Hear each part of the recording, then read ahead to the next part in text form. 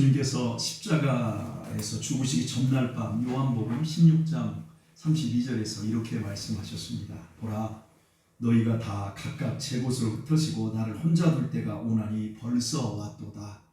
그러나 내가 혼자 있는 것이 아니라 아버지께서 나와 함께 계시느니라. 제자들이 당신을 배신하고 당신을 버리고 도망을 치게 될 것이지만 고독하지 않을 것을 말씀하셨습니다. 이유는 당신이 결코 홀로 있지 않고 아버지 하나님과 함께 할 것이었기 때문입니다. 바른 신앙은 세상적으로 외롭고 고독할 때 도리어 하나님과 가까워질 수 있는 기회입니다. 이러하기에 주님께서는 곧바로 이어서 이것을 너희에게 이름은 너희로 내 안에서 평안을 누리게 하려 함이라. 세상에서는 너희가 환난을 당하나 담대하라. 내가 세상을 이기었노라 말씀하셨습니다. 사람은 혼자 살 수 없습니다. 사람은 혼자 살아도 안 됩니다. 사람은 혼자 살지 않고 가족, 그리고 친척, 친구, 동료들과 많은 사회적 관계 속에 얽혀서 삽니다. 그러나 결정적인 순간이 오면 혼자라는 것을 알게 됩니다. 결국 인간의 문제는 영혼의 문제밖에 없다는 것을 절감하게 됩니다. 누구든 죽음의 자리에서는 하나님과의 직선적인 관계의 유무와 또한 관계의 깊이 외에 문제가 없습니다. 그때 하나님을 아버지로 만났고 그 관계가 깊을 때에만 죽음 속에서도 평안함을 누리게 됩니다.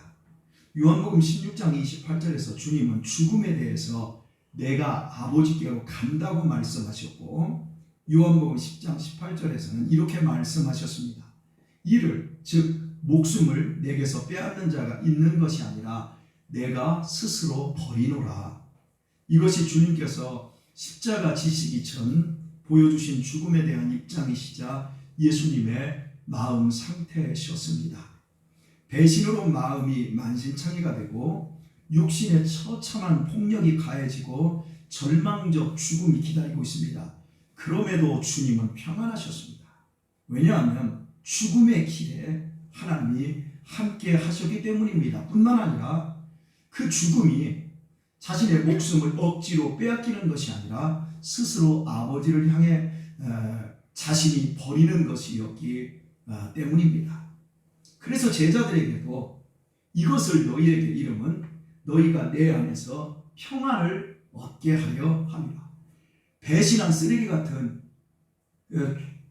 스승님과 함께 죽을까 봐 배신하고 도망쳤던 쓰레기 같은 제자들에게 그래도 너희가 내 안에서 평안을 누리게 하려고 내가 이것을 너희에게 이른다 말씀합니다. 생명과 죽음에 대한 새로운 인식이 예수님을 믿는 믿음 안에 있습니다. 죽음을 피한다고 피해지지 않습니다. 죽음을 극복할 수 있는 게 아닙니다. 죽음에서 숨을 수도 없습니다. 여하튼 사람은 반드시 죽음을 맞이해야 합니다. 그러므로 내가 죽음을 향해 당당히 가는 것이 신앙의 아름다운 최고의 삶이라 할 수 있습니다. 결코 죽음이 절망을 가져다 줄 수 없습니다. 사명이 다하기까지 우리는 살게 될 것이고, 사명이 끝남과 동시에 우리 각자는 죽음을 통해 아버지께로 천국을 향해 갈 것입니다.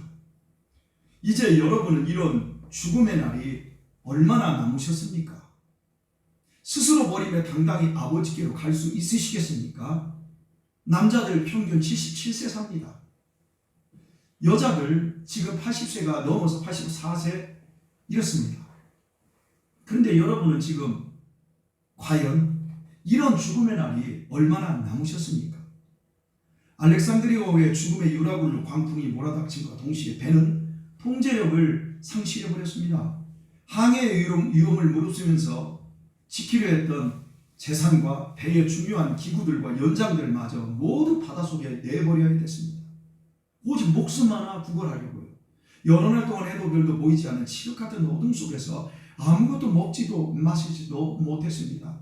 그럼에도 광풍은 잦아들지 않자 마침내 사람들의 심중에서 구원의 여망마저 사라지고 말았습니다. 죽음이 목줄을 움켜잡은 바로 그때 절망의 한가운데서 일어난 바울은 이제는 안심하라고 외쳤습니다. 바울이 절망의 한가운데서 일어설 수 있었던 이유는 죽음의 광풍 속에서도 하나님께서 함께해 주셨기 때문이었습니다. 하나님께서 당신의 사자를 통해서 바울에게 주신 말씀의 첫 마디를 오늘 보려고 합니다. 두려워하지 말라였습니다. 여러분, 두려워하지 않고 있는 사람에게 두려워 말라라고 할 필요가 없습니다. 순종 잘하는 사람에게 순종하라고 말할 필요가 없습니다. 그렇다면 바울은 두려워하고 있었기 때문에 주님께서 첫 마디로 두려워하지 말라 말씀하신 거지요. 여러분, 바울이 누구였습니까? 다메섹에서 부름을 받은 후부터 살아도 주를 위해 살겠다고, 죽어도 주를 위해 죽겠다고, 나는 사나 죽으나 주의 것이라고 말하면서, 그리고 실제 평생을 주님의 복음을 위해 말한 대로 목숨을 아끼지 않고 달려왔던 사도였습니다. 그럼에도 막상 죽음의 풍랑 속에서 죽음이 임박하자 두려움에 떨고 있었다라는 것입니다. 죽음은 이런 것입니다. 저 역시 사생, 죽어야만 새로운 생을 살 수 있다라고 하는 문호를 붙였지만 저 역시 마지막에 죽음이 임박해 오면 바울 사도처럼 떨 거라고 생각이 되어집니다. 바울은 고린도후서 11장 25절에서 자신이 3번 파선하고 일주야를 깊은 바다에서 지냈다고 증언하고 있습니다. 3차례에 걸쳐 지중해 세계를 누비고 다닌 바울은 본문 이전에도 바다에서 3번이나 이런 풍랑을 겪었으며 한 번은 배가 완전히 깨어져서 일주일이나 바다에서 표류했던 사람이었던 겁니다. 그렇다면 이제 폭풍에 대해 이골이 생겼다고 할까요? 내성이 생길만 하지 않았겠습니까? 3번이나 파선하는 폭풍의 바다를 경험하고도 살아났기 때문에 이때도 지나가리라고 담대할 수 있지 않겠습니까? 알렉산드리아의 호를 누가 태웠습니까? 하나님이 태웠지 않습니까? 그러나 유라굴로 광풍 앞에서 바울의 그런 풍랑의 경험은 아무런 힘이 되지 않고 여지없이 죽음의 두려움에 사로잡혔던 것입니다. 위대한 사도 바울 역시 우리와 같은 범인이었습니다. 결국 초인이 아니었습니다.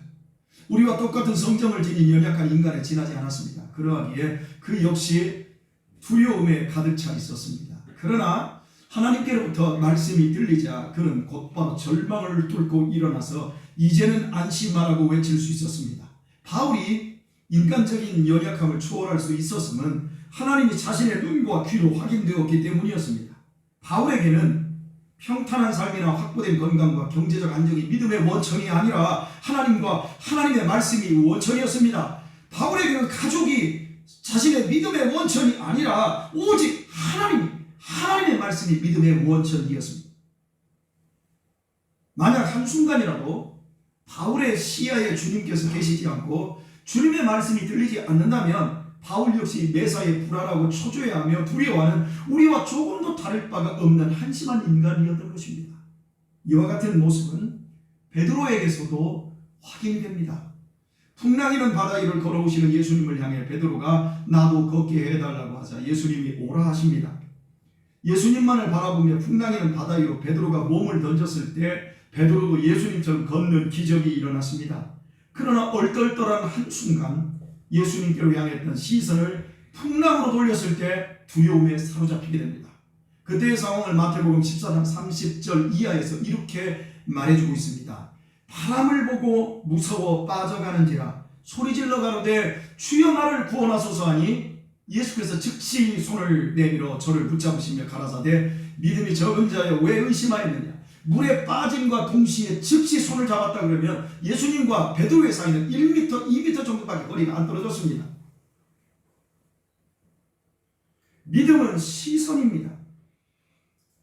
어떠한 경우에도 내 시선을 주님께 두는 것입니다. 뿐만 아니라 그 시선을 오직 그때만 고정하는 것입니다. 여러분이 말씀을 듣는 이유는 고정된 예수님께로 향한 그 시선을 계속해서 두기 위해서 여러분이 말씀을 듣는 것입니다. 오직 시선을 주님께 고정할 그때에만 우리는 두려움 없이 풍랑이를 걸을 수 있습니다. 인생은 잔잔한 호수가 절대 아닙니다. 어제도 결혼을 했지만 제가 그 말을 했습니다. 꽃길만 걸으면 참 좋겠지요. 그러나 꽃길 걸을 수 없습니다. 인생은 가시밭길입니다. 그렇습니다. 인생은 풍랑이는 성난 바다와 같습니다. 우리들이 지금까지 그래왔듯 살아있는 한 앞으로도 인생 항해 길에서 크고 작은 폭풍을 계속 만나게 될 것입니다. 그 중에는 분명히 나를 통째로 삼키려는 죽음의 유라굴로 광풍도 만날 것입니다. 저는 제 아내에게 가끔씩 농담합니다. 여보, 나 오늘 갔다가 멀리 좀 갔다 오는데 여보, 당신 과부도 될 수 있어. 기도 열심히 하고 있어. 저는 운전대사 보면서 늘 그 생각을 해요. 여러분들도 그렇지요? 한순간에 여기에서 1도 2도 여러분 고속도로에서 그 급하게 달릴 때 우리 한번 생각해 보세요. 우리 인생을 통째로 삼켜버릴 죽음의 유라굴라는 우리의 삶에 언제든지 몰려올 수 있습니다. 그때 바울처럼 베드로처럼 우리도 두려움에 사로잡힐 것입니다. 그러나 꼭 기억하십시오. 두려움은 외부에서 들어오는 것이 아니라 나의 내면에서 조금씩 일어나서 나를 삼켜버리는 감정이라는 사실을요. 어떻게 해야 할까요? 답은 시선에 있습니다. 우리 모두 두려움과 근심으로 점철된 인생들이지만 우리의 시선만큼은 오직 주님께 두는 겁니다. 천국 가는 그날까지 어떤 죽음의 광풍 앞에서도 오직 주님께만 우리의 시선을 고정하는 겁니다. 유라굴로 광풍 속에서 분연히 일어난 바울은 천신만고 끝에 찾아간 로마에서 참수형을 당해 죽게 됩니다. 목이 잘려 죽기 전날 밤 쇠사슬에 묶인 채 감옥에서 날이 밝기를 기다리는 바울이 두렵지 않았겠습니까? 로마 시민권자는 로마 시내에서 사형을 시키지 않습니다. 그게 예의입니다. 그래서 바울은 로마 시내 법정에서 로마 성벽 바깥에까지 8km가 넘는데 거기를 걸어 나가야 됐습니다. 그리고 바울이 목이 잘려 죽은 그 자리, 목이 딱 잘렸을 때 첫 번째 떨어졌던 그 목이 떨어졌던 그 자리가 지금 움푹 패여 있습니다. 바울의 목이 무거워서 패여 있는 게 아니라 거기다 돌로 되어 있는데 사람들이, 기독교인들이 하도 가서 그걸 만져서 그게 다 닳아가지고 밑에 깊게 패여버렸어요. 제가 그곳을 갔을 때 양 옆으로 미루나무가 굉장히 큰 미루나무들이 우거져 있었습니다. 그리고 그때 이맘때였으니까요. 그 미루나무에 낙엽이 다 떨어지고 있었어요. 그 모습을 보면서 바울이 이 죽음의 길을 걸어가며 이 자리에서 순교의 제물이 되었을 때 얼마나 쓸쓸하고 두려웠을까. 이런 어떤 마음의 감정을 제가 한번 살려보았었습니다. 형장으로 끌려가는 바울에게 두려움이 왜 없었겠습니까? 그럼에도 기꺼이 순교의 제물이 될 수 있었던 이유는 무엇이었을까요? 기록되어 있지 않지만 스데반이 순교할 때 하늘문을 여시고 하나님 우편에 서신 주님을 보여주신 것처럼 분명 바울에게도 바울의 영적인 시야를 열어 바울을 향해 당신의 두 팔을 벌리시며 말씀하시는 주님을 보여주셨을 것입니다. 바울아, 두려워하지 말라. 내가 반드시 죽음의 한가운데서 너를 영원히 일으켜 세워주리라. 그리하여 바울은 두려움 없이 자신의 목숨을 기꺼이 바쳤고 주님께서는 그 바울을 통해 인류 역사를 새롭게 하실 수 있었습니다. 태초에 하나님께서 사람을 흙으로 지으시고 당신의 생기를 그 코에 불어 넣으심으로 사람이 생명이 되었습니다. 창세기 3장 19절 말씀은 이렇습니다. 너는 흙이니 흙으로 돌아갈 것이니라. 필연적인 말씀입니다. 한글은 너는 흑인이 할 때 흑과 흑으로 돌아갈 것이니라 할 때 흑이, 한글은 똑같은 흑이지만 성경 원문인 히브리어는 흑이 각기 다른 단어를 써주고 있습니다. 너는 흑인이 할 때 흑은 아담, 흑은 살아있는 영을 가진 사람이라는 뜻입니다. 그리고 흑으로 돌아갈지니라 할 때 뒤에 흑은 아파르로서 먼지입니다. 하나님께서 흑으로 사람을 창조하셨다고 할 때 정확한 원문의 해석은 하나님이 먼지를 모아서, 티끌을 모아서 사람을 만들었습니다. 티끌을 모아서 원숭이도 만들고 티끌을 모아서 고양이도 만들고 비둘기도 만들었습니다. 티끌로 물고기도 만들었습니다. 그러나 사람에게만큼은 티끌을 모아서 사람의 형상을 만들고 그 코에 생기, 당신의 영혼을 불어 넣으셨기 때문에 사람이 사랑과 지혜를 가진 영적 신령한 몸을 가진 영이 되어진 겁니다. 그래서 사람은 호흡이 있을 때만 사람입니다. 아무리 사람이 못나고 망가졌어도 사람이 호흡이 있다 그러면 그 몸을 가진 사람을 신체라고 합니다. 그러나 아무리 잘난 사람도 호흡이 딱 끊어진 순간 동시에 시체라고 합니다. 이것이 신령한 영혼을 가진 사람과 그 영혼이 우리에게서 빠져나간 그 아파르, 먼지 티끌로서의 구별이라고 할 수 있습니다. 코끝에서 호흡이 멈추는 순간 먼지에 불과한 것이 인간입니다. 지금 우리가 이렇게 멀쩡하게 보이지만 실은 우리 모두 미래의 티끌인 셈입니다. 재산을 태산처럼 쌓아둔 사람도, 누구보다 높은 지위에 오른 사람도, 하늘의 별처럼 빛나는 명성을 지닌 사람도, 지금 젊고 예쁘고 튼튼하더라도 모두 현재 진행형으로 매일 매순간 흙으로 소멸되어 가고 있다는 사실에는 아무 차이가 있을 수 없습니다. 인간은 이 세상에서 호흡하면 호흡할수록 먼지처럼 사라질 흙이 되어가고 있을 뿐입니다. 겨우 한 줌의 먼지로 끝나버릴 인생에 무슨 확고한 미래가 보장될 수 있겠습니까? 한 줌의 흙에 불과한 인생이 거대한 죽음의 광풍 앞에서 과연 무엇을 할 수 있겠습니까? 생각하면 할수록 매 순간 티끌로 소멸해가는 인생 그 자체는 아무것도 아니고 허망하기 짝이 없습니다. 그래서 모든 인간은 그렇듯 불완전한 자기 존재로 인한 두려움과 근심에 사로잡혀 살고 있습니다. 정영돈이라고 하는 연예인이 지금 방송 중단을 했지 않습니까?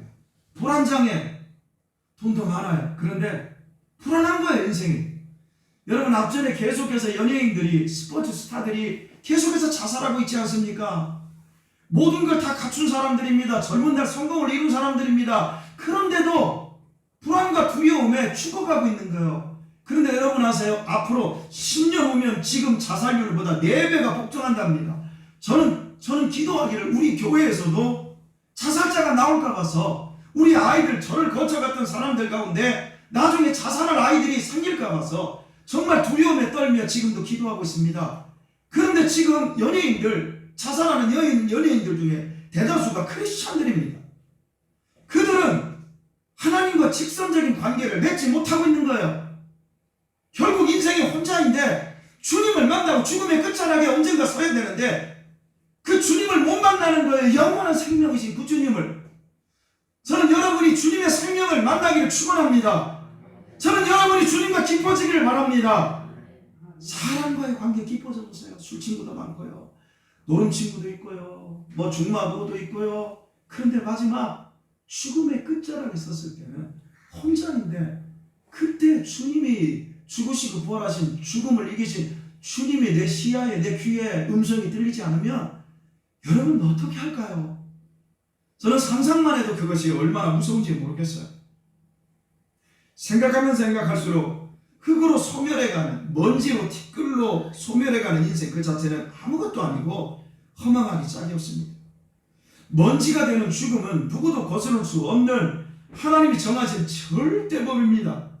때가 되면 우리의 동의나 무슨 사전 동의 없이 그냥 죽음이 들이닥쳐서 하나님의 심판대 앞에 우리의 인생을 끌고 가버립니다.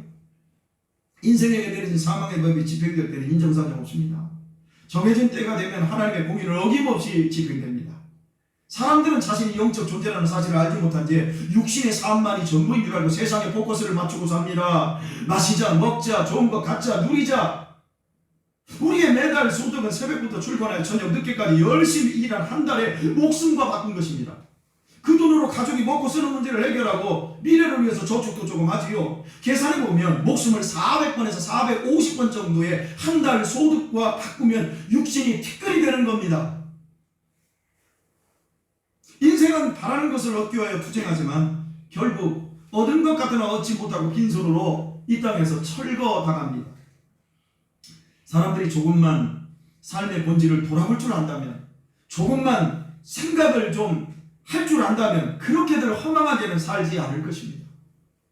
저는 제 인생의 목표가 예수님을 잘 믿는 것입니다. 왜냐하면 이 목표보다 저를 고상하게 하는 것이 없기 때문입니다. 예수님을 잘 믿는 것보다 현실적으로 저를 목되게 하고 든든하게 하는 것이 없음을 지금까지 삶을 통해 확인을 했습니다. 저는 정말이지 더욱 예수님을 잘 믿고 싶습니다. 목사로서 훌륭해지는 것은 여러분 그건 일도 아닙니다. 그러나 저는 정말 예수님만큼은 잘 믿고 싶습니다. 이유는 철거가 가까워지는 것을 제 몸으로 지금 느끼고 있기 때문에 더욱 그렇습니다. 사랑하는 교우 여러분, 예수님 잘 믿고 잘 사는 것보다 행복이 없고 아름다운 인생이 없습니다. 예수님 잘 믿고 잘 살고 아름다웠고 행복한 인생 살다가 어느 날 철거당할 때 감격하며 천국을 향하여 그냥 당당하게 걸어나갈 수 있기를 축복합니다. 믿음의 시야를 빼앗기지 마십시오.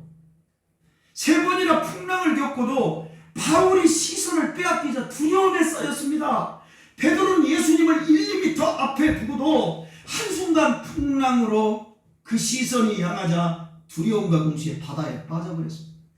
교회 와서도 시선을 놓쳐버리면 곧바로 여러분은 지옥으로 빠져버릴 수 있어요. 가룟 유다가 그렇게 빠졌잖아요. 여러분 인생 앞에 펼쳐진 문제의 상황의 현실에만 집중하지 말고 주님과 주님의 말씀에 집중하셔야 합니다. 문제와 상황에 집중하게 되면 문제는 산더미 같은 파도가 되고요, 믿음의 약속들은 겨자씨만하게 쪼그라들어 버립니다. 그래서 내가 믿는 것이 손해보는 것 같고요, 이런 생각을 해요. 사람들이 보이지도 않는 코로나19에 집중합니다. 코로나 여러분 보셨습니까? 코로나의 시선을 빼앗기니까 교회도 잃어버리고 예배도 잃어버리고 사명도 잃어버립니다. 코로나 때문에 주님도 잃어버리고 천국도 잃어버리는 사람들이 우리 한국교회 30%가 되었어요. 앞으로 더 많이 시선을 빼앗길 것입니다. 믿음은 시선이라 했습니다. 아무리 코로나가 무섭지만 우리는 주님에 대한 시선을 놓치지 않아야 합니다. 어제 제가 강남에 다녀왔습니다. 밤에. 그런데 강남에 사람이 미어 터집니다. 테헤란로에 사람들이 얼마나 많은지, 차도 얼마나 많은지. 그런데 택시 운전기사가 그러더라고요. 저한테 지난 할로윈데이 때, 할로윈은 우리와 아무런 상관없는데 할로윈데이 때 서울시내에 있는 모든 젊은이들이 강남으로 다 모여들어서 하룻밤에 택시 운전 영업을 하는데 40만 원 이상을 다 찍었다는 거예요. 평소 얼마 찍는데요? 산악금도 못 찍어요. 10여 만. 여러분, 사람들이 시선을 할로윈에 두니까 그들이 죽음도 두렵지 않은 거예요. 믿음은 시선이라 말씀드렸어요. 아무리 코로나가 무섭지만 우리는 영원한 생명 때문에 주님에 대한 시선을 놓치지 않아야 하는 사람들입니다. 숨고 피함으로 코로나로부터 잠깐 구별될 수 있을지는 몰라도 죽음은 피할 수가 없습니다. 반드시 때가 되면 죽음이 숨어있는 당신을 찾아낼 것입니다. 그때 위에 나와 함께 하시는 하나님이 내 시야에 없다면 어찌 될 것 같습니까? 생각만으로도 저는 끔찍해집니다. 주님께서 임마누엘 하시며 나를 당신의 생명사계로 보호하고 계시는 그 시선을 사랑하는 교회 여러분, 놓치지 마십시오. 기도하는 사람은 주님께 시선을 고정할 수 있습니다. 매일같이 매 순간마다 기도할 수 있기를 바랍니다. 새벽에 나와 하나님의 말씀을 듣고 기도하는 사람의 영성은 탁월한 사람들. 그들의 인생을 어떻게 살든 어떤 불통과 형통에 있든지 새벽에 기도하는 사람들의 영성은 그들은 하루의 삶을 하나님께 시선을 고정하고 하나님의 말씀을 첫 번째 자리에 두고 하루를 시작하는 사람들. 정말 이거보다 아름다운 게 없어요.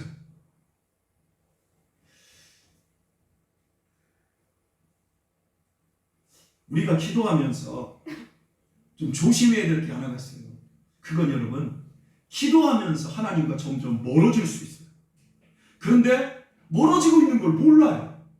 새벽에 나와서 기도하는데 하나님과 더 멀어지고 있는데 나는 하나님과 가깝다고 생각만 해요.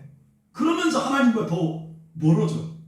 마치 여러분들이 지금 부부관계 속에서 다른 사람들은 다 속이면서 저 사람들 너무 잘 사는 것 같아. 그런데 실은 살면 살수록 더더욱 못 사는 사람들 있잖아요.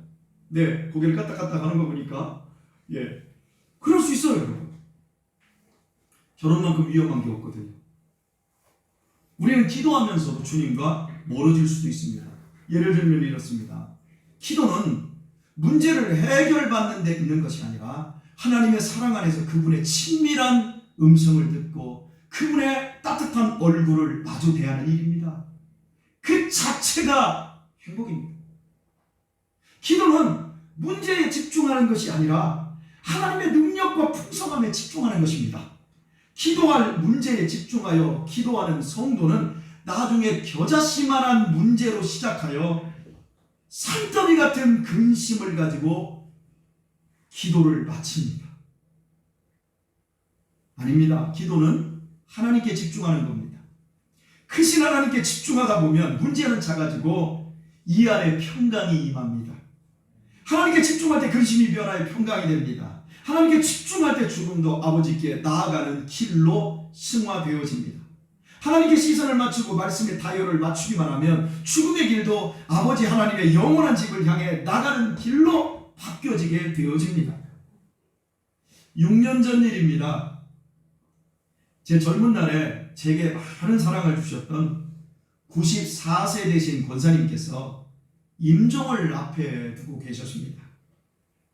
근데 그 며느리 권사님이 죽기 전에 저를 꼭 한번 보고 싶다고 해서 제가 찾아뵈었는데 숙환으로 1년 정도 그냥 누워만 계셨어요, 방에. 그래서 가보니까 이제 먹지 못하고 드시지도 못하고 해서 반백골이 되었더라고요. 반백골. 겨우 손만 이렇게 붙어있지요.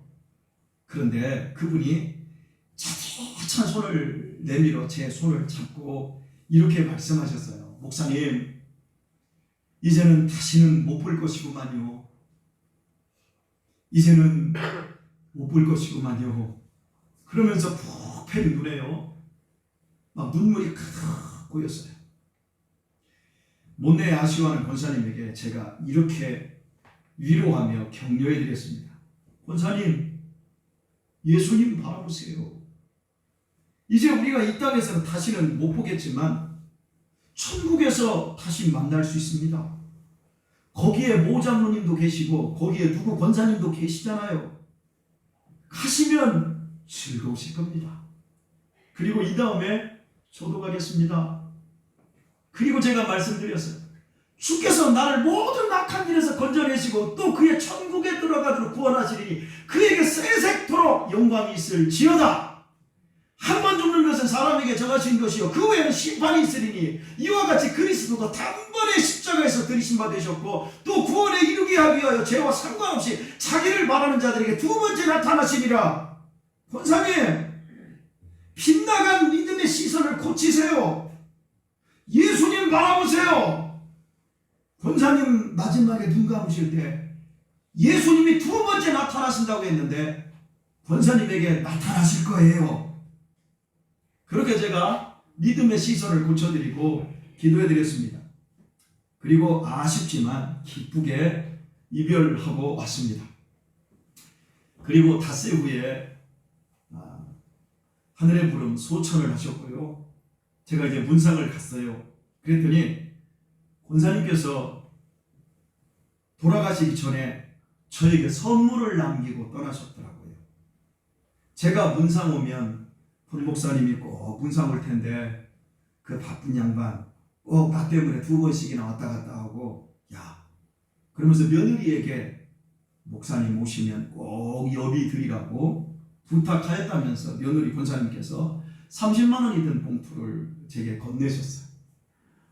저는 그런 문상이라면 미국도 갈 것 같아요. 돈이 좋아요. 10만 원 부조했는데 30만 원 받고 이렇게 돌아오면서 참 그 권사님이 복 있는 분이다. 참 아름다운 마무리를 하셨다. 이런 생각을 하며 지금도 가끔씩 천국에 가서 그 권사님 만나 뵈올 생각들을 합니다.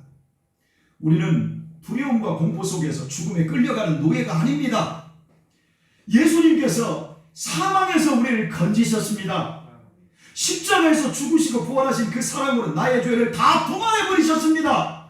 죄의 노예가 아니라 이제 우리는 하나님의 자녀입니다. 우리는 죄인이 아니라 이제 예수 그리스도로 말미암는 의인이 되었습니다. 그렇다고 완전한 거 아니에요. 제가 완전하게 사는 거 아니에요. 저는 이 몸뚱이가 아파르 지금 다 부서지고 있습니다. 제 머리도 보세요. 제 얼굴도 보세요. 제가 얼마나 지금 아파르가 되고 있는지. 그러나 제 안에 날마다 저를 서럽게 하는 그리스도의 의로 말미암아 저는 하나님의 자녀가 되었음을 저는 당당히 확인하며 살아가고 있습니다. 우리는 하나님의 사랑받는 자녀입니다. 눈에 넣어도 아프지 않을 하나님의 사랑받는 자녀입니다. 주님이 내 죄 위에 죽으셨습니다. 주님이 내 생명을 위해 영원히 부활하셔서 지금 이 시간 우리의 예배를 받고 계십니다. 이번 한 주간도 우리는 늙어갈 것입니다. 먼지로 바뀌어지고 있습니다. 어떤 분이 그러시더라고요. 몸뚱이가 작년 다르고 올해 다르다고. 그런데 어떤 분은 한 달이 다르다고 그래요. 어떤 분은 하루가 다르다고 그래요. 황 목사님은 그러셔요. 90 넘어서까지 사는 건 불행이야. 이번 한 주간도 여러분은 분명히 늙어갈 것입니다. 몸의 피로를 더 많이 느끼십니까? 몸이 더 지치십니까? 몸이 나무 토막처럼 뻣뻣해지고 피부는 탄력이 줄어들고 기운은 더욱 없어지셨고 다리는 더 후달거리고 눈은 점점 흐려지십니까? 한탄하거나 너무 두려워하지 마시고 천국으로 이사 준비하라는 주님의 사인으로 받으시고 신실하셔서 남은 시간 두려움 없기를 바랍니다. 오늘의 말씀을 맺겠습니다. 주 안에서 사랑하는 교우 여러분, 지난 일주일 동안 여러분의 시야에는 무엇으로 가득 차 있었습니까? 내 시야가 온통 세상으로만 가득 차 있어 주님이 들어오실 틈이라고는 바늘구멍만큼도 없었던 것은 아니었습니까? 그렇다면 매일 흙으로 소멸해가는 우리는 인생의 길을 향해 길에서 앞으로도 두려움과 근심의 노예로 살아갈 수밖에 없습니다. 그러나 세상 풍랑이 아무리 크고 높아도 절대 여러분의 시야 속에서 주님을 놓치지 마십시오. 우리 그동안 믿으면서도 충분히 두려워했고 충분히 근심했지 않습니까? 이제는 더 이상 두려워하거나 근심하지 마십시다. 우리는 살아도 주를 위해 살고 죽어도 주를 위해 죽지 않습니까? 더욱이 우리는 영원히 죽지 않는 생명을 가졌지 않습니까?